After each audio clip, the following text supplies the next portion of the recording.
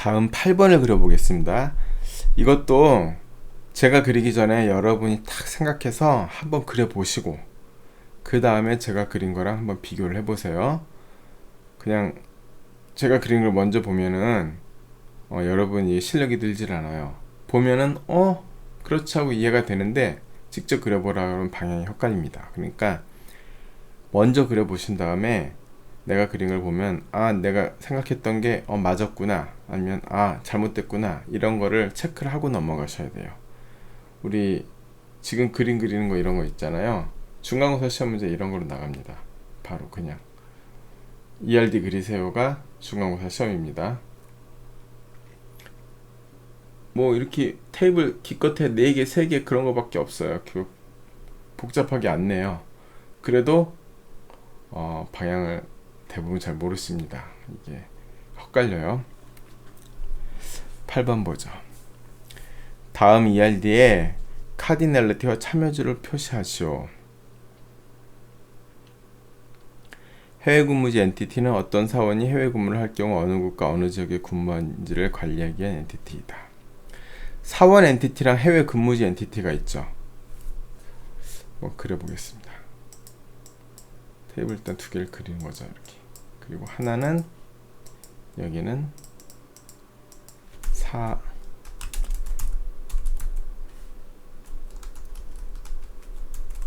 사원. 아니다. 테이블형이죠. 잘못 그렸네요. 사원. 그쵸. 그리고 뭐 컬럼은 4번이 되겠죠. 그 다음에 테이블 2는 테이블명은 해외 근무지. 그쵸. 그리고 해외 근무지의 프라이머리 키가 4번. 이건 잘못된 거죠. 이 8번도 그림이 잘못됐는데 이거를 제대로 하려면은 근무지의 프라이머리 키는 뭐예요? 그냥 뭐 근무지 번호, 근무지 코드 그렇게 하면 되죠. 그쵸? 해외 근무지 코드 그냥 뭐 이렇게 하겠습니다. 보통 코드, 뭐 아이디, 번호 이런 말로 그냥 프라이머리 이렇게 씁니다. 이렇게 쓰고 사원과 해외 근무지는 어떤 관계예요? 사원이 근무지에 속해 있어요? 근무지가 사원에 속해 있어요? 보세요. 근무지는 그냥 근무지죠. 그쵸? 근무지가 사원에 속할 리가 없잖아요. 사원이 어떤 근무지에 근무하느냐를 갖고 있겠죠. 사원이 이것도 회사에 따라서 이 사원은 여러 근무지를 한 번에 동시에 2-3군데 근무지에서 근무할 수 있다. 그럼 M 대 N 관계인데 보통은 그렇진 않겠죠. 이 사원은 뭐 올해는 뭐 어디 뭐 영국에서 런던에 있다가 뭐 또 다음 발령지가 옮겨지면 뭐 러시아로 뭐 모스크바로 간다든지 이런 식으로 바뀌겠죠. 그러니까 사원이 근무지에 속하는 겁니다. 사원은 근무지가 하나고 근무지에 사원이 여러 명이잖아요. 그쵸? 그러면은 근무지가 1이고 사원이 n이에요. 그쵸? 그럴 경우에는 여기는 이 non-identifying non-identifying 1대 n 릴레이션십으로 자녀 먼저 찍고 그 다음 부모 찍고 이렇게 가는 게 맞는 겁니다. 그래서 여기 보라색 여기 빨간색 다이아몬드 이거는 프라이머리 키는 아니면서 포린 키인 거. 여기 보시면 해외 근무지 코드에 여기 프라이머리 키 체크가 안 돼 있잖아요. 그냥 키면은 여기 이제 열쇠 모양으로 바뀝니다. 키가 아닌 건 그냥 다이아몬드 이렇게 돼 있고, 그 다음에 이제 이름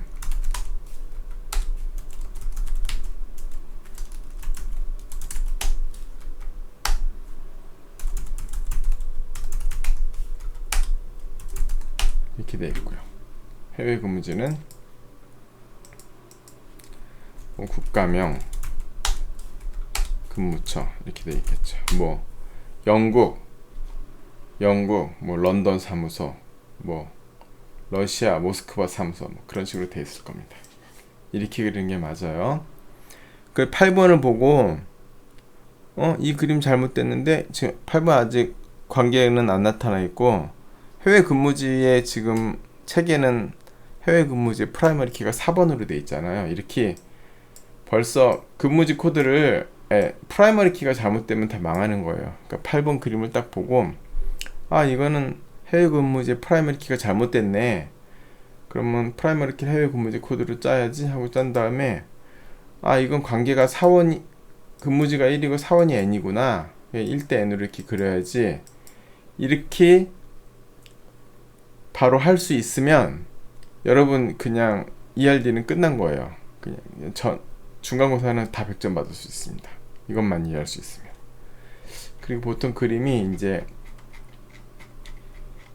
얘 같은 경우에 지금 양쪽이 부모고 얘가 자녀잖아요. 그쵸? 그러면은 약간 부모를 높은 쪽에 그리고 자녀 낮은 쪽에 그립니다. 이렇게 그리면은 그림을 이 선을 자세히 안 봐도 얘네들이 부모 테이블 얘가 자식 테이블이라고 하고 쉽게 알 수 있죠. 그러니까 보통 관행적으로 그렇게 그립니다.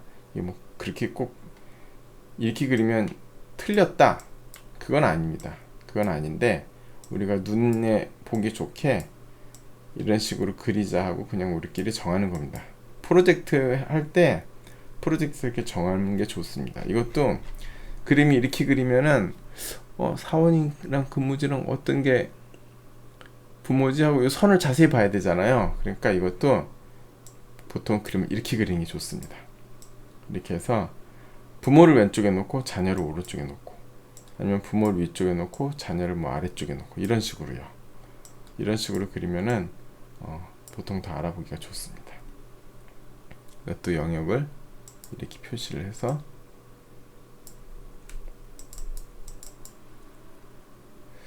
지금 생각 중이에요.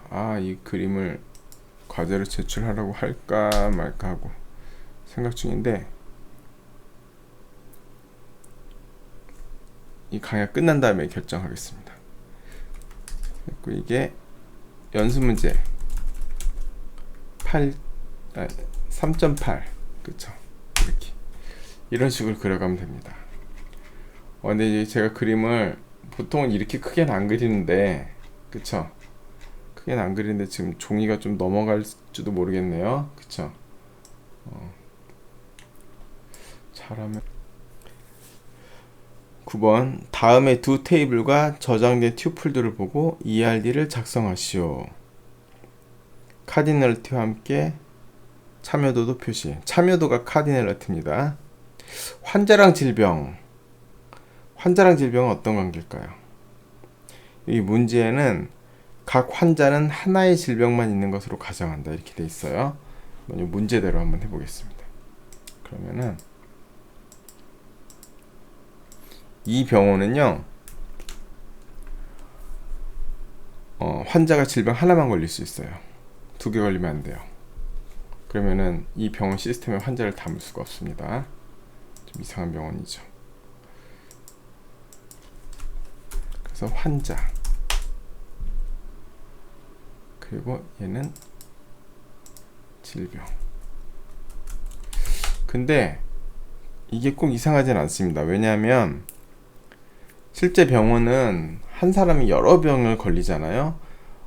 여러분들은 아직 이제 젊으니까 부모님들이 아직 건강하신데 여러분들 나이가 이제 들면 부모님들이 아프시잖아요. 그러면은 한 군데만 아픈 게 아닙니다. 여러 병이 동시에 걸려요. 뭐 고혈압에 당뇨병에 뭐 암에 뭐 이렇게 그래갖고 이제 뭐 아프시다가 병원에 갈 때도 있고 이제 그런데 그러면 여러 질병이 있다고 해도 주치의는 한 명이죠. 그쵸?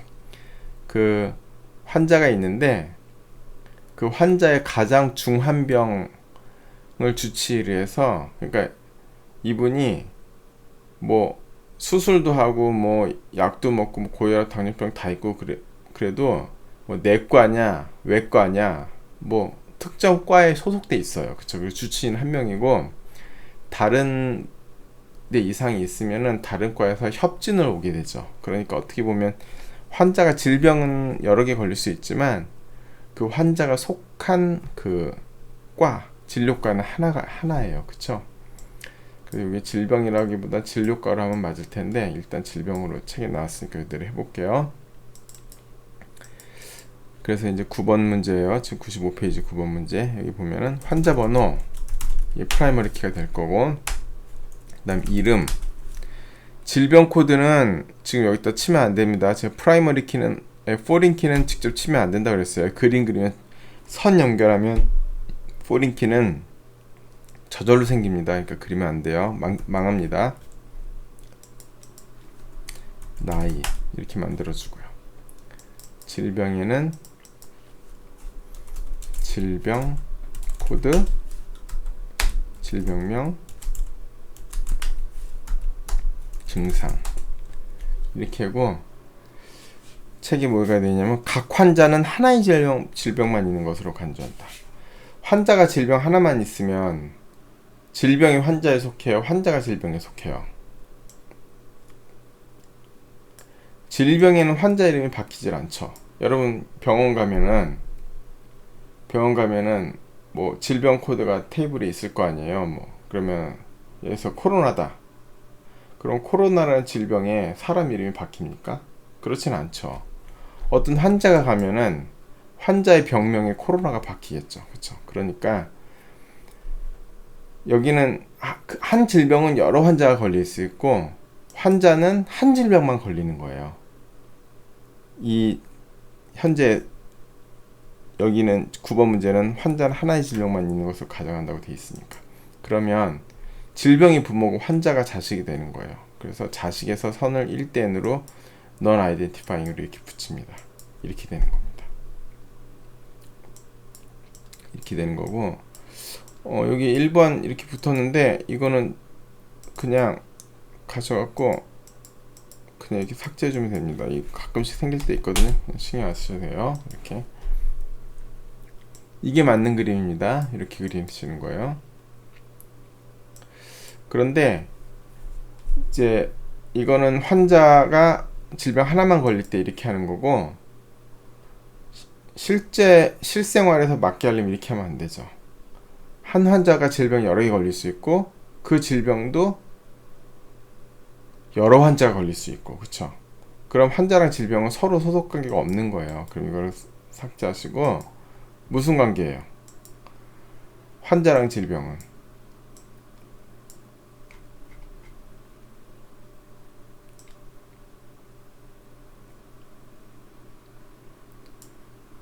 그냥 M/N 관계죠. 그쵸?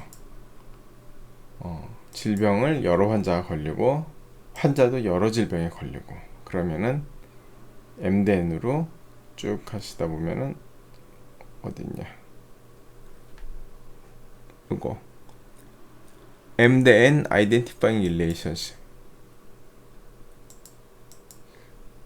환자가 왼쪽에 있는 게 좋겠네요. 아무래도 질병이 주인인 것보다 환자가 주인인 게 낫겠죠. 그리고 요거 자꾸 번호가 생기는데 요거는 뺄게요. 그럼 보세요. 요게 빨간 게 포린 키였거든요. 얘는 지금 빨개면서 열쇠잖아요. 얘는 프라이머리 키면서 포린 키인 거예요. 그쵸?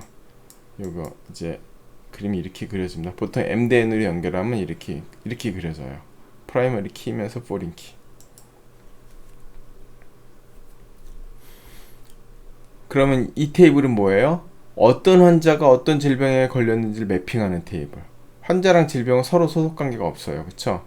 환자는 그냥 환자대로 환자 테이블에 1번 환자는 누구고 2번 환자는 누구고 3번 환자는 누구고 쭉 있고, 질병 테이블에는 질병 코드 1번은 감기, 뭐 질병 코드 2번은 코로나, 뭐 질병 코드 3번은 뭐 독감, 질병 코드 4번은 고혈압, 이런 식으로 질병은 따로따로 있어요. 그쵸? 그 다음에 어떤 환자가 어떤 질병에 걸렸는지를 나타내는 테이블 이거죠. 그럼 1번 환자는 어떤 질병, 2번 환자는 어떤 질병, 이렇게 나타내는 겁니다. 그리고 원래 9번, 책에 있는 9번처럼 각 환자는 하나의 질병만 있는 것으로 간주한다 그러면은 환자의 질병 코드가 바뀌는 게 맞을 거고요. 그래서 일단은 좀 맞는 걸로 그리겠습니다. 10번을 하겠습니다. 10번은 상품 정보랑 업체 정보가 있는데, 여기 잘 보시면 여기 있는 이 상품 코드는 뭐 TV, 냉장고 그런 것에 대한 코드일까요? 아니면은 특정 회사 특정 제품의 모델명을 말하는 걸까요? 여기 보시면 밑에 상품명 밑에 일반 가격, 할인 가격이 있잖아요. 그냥 예를 들어 이 상품명이 TV, 냉장고 이런 거면은 상품명이라기보다는 상품 종류라고 하는 게 맞을 거고, 그쵸? 그렇게 상품 종류일 때는 가격이 나올 수가 없겠죠. 그러니까 여기 있는 이 상품 코드는 특정 회사 특정 제품 모델 코드가 맞을 것 같습니다. 그리고 여기 상품명은 그 모델명이 되는 거죠. 예를 들면 뭐 LG 그램 뭐 2020 LG 그램 15인치 이런 식으로 상품명이 만들어질 거고, 거기 밑에 가격이 있고 코드가 있겠죠. 그 여기 여기는 요 95페이지 10번 그림에 보면 업체 코드가 상품에 박혀 있잖아요. 그쵸? 그려 보겠습니다.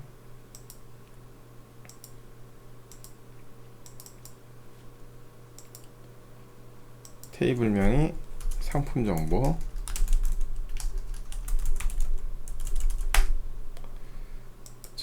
그리고 상품 코드, 이게 프라이머리 키고, 상품명, 일반 가격, 할인 가격.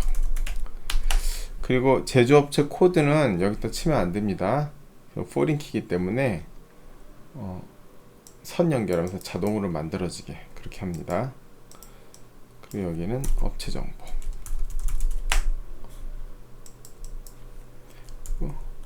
업체 코드, 업체명, 대표자, 사업자 등록번호, 주소 이렇게 되죠. 예. 이렇게 하면 이제 책에는 상품 정보에 제조업체 코드가 박혀 있는데 뭐 안 박혔다 쳐도 우리가 금방 알 수 있죠. 상품 정보랑 업체 정보는 어떤 관계예요? 어떤 특정 상품 코드, 그쵸? 어떤 특정 상품 코드는 업체에 소속된 거죠. 그리고 업체가 상품에 소속되진 않잖아요. 예를 들면 여기 뭐 LG 그러면 LG라는 로고에 뭐 휘센, LG 그램 그런 게 박혀 있나요? 아니죠. LG에는 상품 정보가 없습니다. 그쵸? 그냥 코드만 있는 거예요. 그 코드만 있고 업체에 관련된 그 정보만 있고 상품에 관련된 정보는 업체에는 없죠. 그럼 LG가 어디 박혀 있어요? 뭐 휘센, LG 그램 그런데 LG 마크가 박혀 있잖아요. 그쵸? LG의 노트북 뭐 그램, 휘센이 박혀 있는 게 아니고 그램하고 휘센에 LG가 박혀 있잖아요. 그러니까 업체 정보가 부모고 상품 정보는 업체 정보에 소속된 정보가 되는 거예요. 그쵸? 그러면은 1대 n으로 해갖고 자식에서 먼저 치고 그 다음 부모를 치고 여기 업체 코드가 저절로 생깁니다. 업체 코드가 다른데 혹시 쓰이는 게 있으면 겹치면 이렇게 숫자가 들어가는데 들어가면 그냥 지워줍니다. 이거 없는 게 좋습니다. 이렇게. 예. 그래서 부모를 왼쪽에 놓고 자식을 오른쪽에 놓고 이런 식으로 그림을 그리고 보면은 업체는 상품을 많이 갖고 있지만 여러 상품을 갖고 있지만 특정 상품 코드는 특정 업체에 소속되어 있다. 그쵸? 소속되어 있는 게 자녀고 부자지간이 1이 부모, n이 자녀입니다. 1대 n으로 됐을 때, 그쵸? 1이 부모, n이 자녀. 부모 테이블, 자녀 테이블 또는 상위 테이블, 하위 테이블 그렇게 부르기도 하고요. 또 뭐라고 그랬어요? 하위 테이블의 포린 키는 상위 테이블의 프라이머리 키, 자녀 테이블의 포린 키는 부모 테이블의 프라이머리 키. 이거는 불변의 진리입니다. 항상 같이 가는 거예요. 그래서 이렇게 만들어주고 여기다 이렇게 만들어주고 이제 여기서 보면은 여기 보면은 non identifying 하고 identifying 있잖아요. 이게 non identifying은 점선이고 identifying은 실선이에요. 이렇게요. 그러면 identifying이라는 게 뭐예요? 이게 식별자란 뜻이죠. identifying 한다. 그러면은 그 foreign 키가 이 테이블의 프라이머리 키가 될 때 이게 identifying이 되는 거고, foreign 키면서 프라이머리 키는 아니다. 그럼 non identifying이 되는 거예요. 만약 여기서 보면은 지금 근무지 코드가, 그럼 제가 여기서 볼게요. 사원에서 이제 여기 이렇게 체크를, 해외 근무지 코드에 체크를 딱 하면은 지금 이게 foreign 키는 빨간색이거든요. 그리고 여기 열쇠 모양이 된 프라이머리 키예요. 이렇게 빨간색 열쇠가 되면은 foreign 키면서 프라이머리 키가 되고, 이게 지금 실선으로 바뀌잖아요. 이게 체크를, 프라이머리 키 체크를 여기 없애지면 다시 점선으로 바뀌고, 그러면 이건 어떨 때 실선으로 하고 어떨 때 점선으로 하는 겁니까? 보세요. 이 테이블의 프라이머리 키가 4번 하나로 충분하면 점선이 되는 거고요. 4번하고 해외 근무지 코드랑 같이 합쳐서 프라이머리 키가 돼야 되면은 그때는 이게 실선이 돼야 되는 거예요. 그러면 이거는 어떤 게 맞습니까? 그건 이 회사에 따라 다른데, 일단 보세요. 해외 근무지 코드가 뭐 런던, 모스크바 이렇게 있단 말이에요. 그럼 런던에도 4번, 1번, 2번, 3번이 있고, 또 모스크바에도 4번, 1번, 2번, 3번이 있고, 그러면 얘가 프라이머리 키로 들어가는 게 맞겠죠. 왜냐면 4번만으로는 그 유일한 키로 대표가 안 되잖아요. 해외 근무지 코드랑 같이 합쳐져야 되잖아요. 그런데 보통 회사는 그런 회사 없잖아요. 그쵸? 그냥 근무지 코드랑 관련 없이 어느 근무지에 가건, 내가 모스크바에 있다가 뭐 런던으로 간다 그래서 4번이 바뀌거나 그러진 않잖아요. 4번이 과거로부터 현재까지 유일하게 매겨지기 때문에 근무지 코드가 프라이머리 키로 들어갈 필요가 없다라는 거죠. 그러면서 이렇게 점선이 되는 게 맞는 겁니다. 우리가 학교에서 학번을 생각을 해보세요.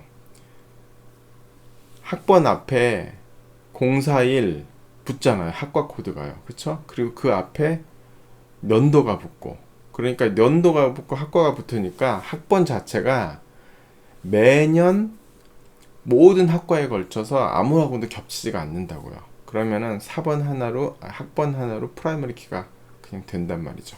그런데 만약에 뭐 학번에 학과 코드가 없어요. 뭐 2020, 뭐 001 이렇게 치면 학과마다 1번이 있고 2번이 있고 따로따로 있을 거 아니에요. 그쵸? 그러면은 프라이머리 키 학과 코드까지 들어간다는 거죠. 무슨 뜻인지 알겠죠? 여기서는 지금 환자랑 질병은 서로 간에는 뭐 관련이 없고, 지금 이 환자 질병이라는 이 매핑 테이블, 얘는 환자 코드, 질병 코드가 합쳐서 프라이머리 키가 되는 거죠. 어떤 환자가 어떤 질병에 걸렸다. 이게 실선이 되는 겁니다. 이렇게. 얘는 프라이머리 키면서 포린 키니까. 얘 해외 근무지 코드는 프라이머리 키로 들어갈 필요가 없죠. 그러니까 점선이고요. 여기도 업체 코드는, 그러니까 이 테이블을 설계할 때 이 상품 코드는요, 모든 업체랑 겹치지 않게 코드를 만들어 줘야 되는 거예요. 테이블 만드는 사람이요. 보통 그냥 일련 번호를 매기면 됩니다. 예를 들면 상품 코드가 삼성에도 1번 코드가 있고, 삼성에 1, 2, 3, 4 코드 이렇게 나가고, 또 LG도 1, 2, 3, 4 그렇게 나가면은 상품 코드 하나로는 프라이머리 키가 안 되죠. 업체 코드, 상품 코드 합쳐서 프라이머리 키가 돼야 되겠죠. 그래서 만약에 상품 코드가 업체 코드에 종속적이다. 그러면 업체 코드가 프라이머리 키가 되면서, 그쵸? 그리고 순서도 이게 안 맞아요. 이게 쭉쫙 위로 올라가는 거예요. 그래서 이렇게 들어가는 거죠.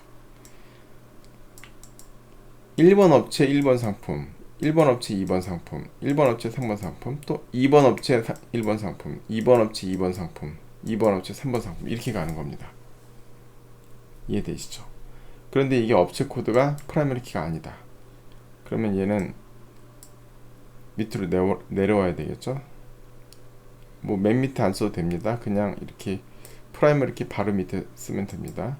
프라이머리 키 바로 밑에 쓰겠습니다. 이렇게 하면 보세요. 업체가 예를 들어서 업체가 A가 삼성이라고 치면은 A의 1번, A의 2번, A의 3번 됐잖아요. 그럼 업체가 LG면은 LG가 B라고 치면 B의 4번, B의 5번 이렇게 가는 거예요. 그러니까 업체 코드는 프라이머리 키가 필요가 없죠. 얘가 그냥 상품 코드가 1, 2, 3, 4, 5, 6 쭉 간단 말이에요. 업체랑 상관없이. 그럴 경우엔 여기가 점선이 되는 거예요. 업체 코드가 프라이머리 키로 안 들어가니까. 무슨 뜻인지 알겠죠? 그러니까 우리가 ERD 그릴 때는 테이블 설계의 가장 기본은 프라이머리 키를 정하는 거예요.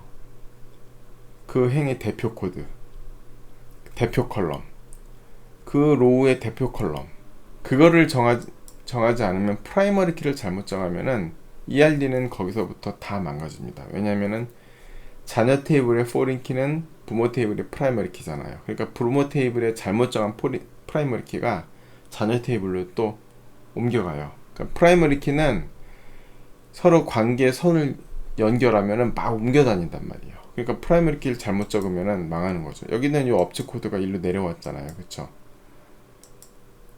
이건 마치 뭐 부모가 유전자가 어떻게 잘못되면 그 자녀의 유전자 잘못되는 건 똑같은 거예요. 이게 유전자가 그대로 내려오거든요.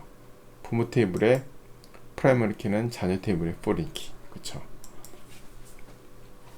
그러니까 항상 프라이머리 키를 정하는 게 중요하고, 그 다음에 프라이머리 키를 잘 정했으면은 그 다음부터는 누가 부모고 누가 자식이냐, 얘네가 1대 n이냐 n대 1이냐 m대 n이냐, 그것만 정의를 해주면은 그냥 ERD는 완성이 되는 겁니다.